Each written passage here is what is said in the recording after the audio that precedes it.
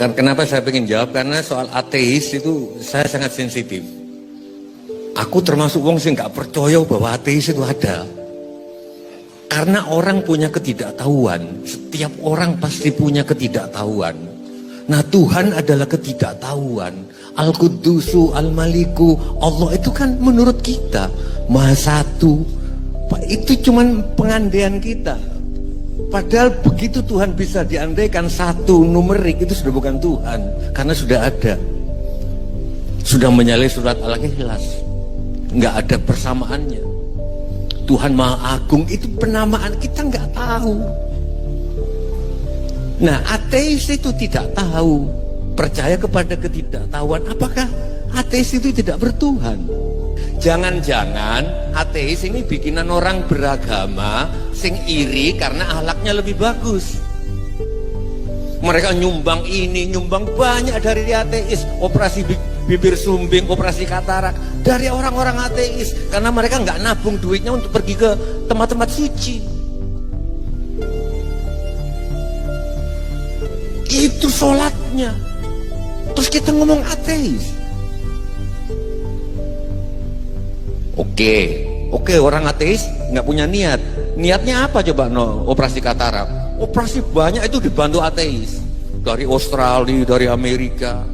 Sing kene nabung, gunang Mekah, gunang India, gunang Vatikan. Sholat mereka nyata. Banyak orang ateis, temanku di Jakarta. Kenapa kamu nggak membunuh orang? Kalau aku bisa membunuh orang, kacau dunia ini. Tidak perlu agama, tidak perlu Tuhan untuk membuang sampah pada tempatnya. Sebetulnya aku lebih setuju Cak Nun ya, menempatkan sampah pada tempat, tidak membuang, karena nggak ada yang terbuang. Pengertianku tentang Al-Qudus juga tentang sampah. Sampah itu suci karena begitu diolah jadi, begitu aku mengaktifasi Al-Qudusu di benakku ya sampah yang ya pelacur ya. Karena tanpa pelacur kita nggak bisa belajar tentang kepedihan orang. Tanpa koruptor kita nggak tahu bahwa koruptor itu sakit ketika di penjara. Bersuci. Nah, tapi ateis kan nggak punya niat. Oke, orang agama punya niat, niatnya ya Allah aku melakukan puasa. Tapi dia niat yang sesuatu yang dia nggak ngerti saja nih. Allah ini sopo? Atau apa? Atau bagaimana? Atau kapan? Atau jangan-jangan Allah bukan pertanyaan tentang kapan, apa, siapa dan lain. Karena pertanyaan apa, siapa, bagaimana, di mana itu pertanyaan untuk makhluk. Tapi memang harus diibaratkan karena ini bahasa seperti Habib bilang. Makanya ada dia. Padahal mungkin bukan dia. Tapi nek kene gak pakai bayangan iki ya apa?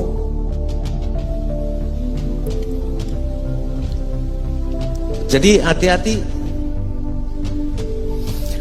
Bimo itu kenapa disebut Gelung Minangkoro? Satu-satunya dia punya rencana, dia punya ilmu mau melawan siapa, tapi begitu jengkurang, begitu budal, dia pasrah pada ketidaktahuan. Karena Tuhan tidak tahu, makanya di dalam leluhur kita Tuhan itu tanhana. Kepercayaan leluhur kita itu kapitayan, kapitayan kepercayaan. Padahal dasarnya dari taya-taya itu rawono. Karena wis imanen, wis menjelma nang wis gak. Makanya ya sorry, bukan aku nggak sepakat ada ateis itu. Dari mana?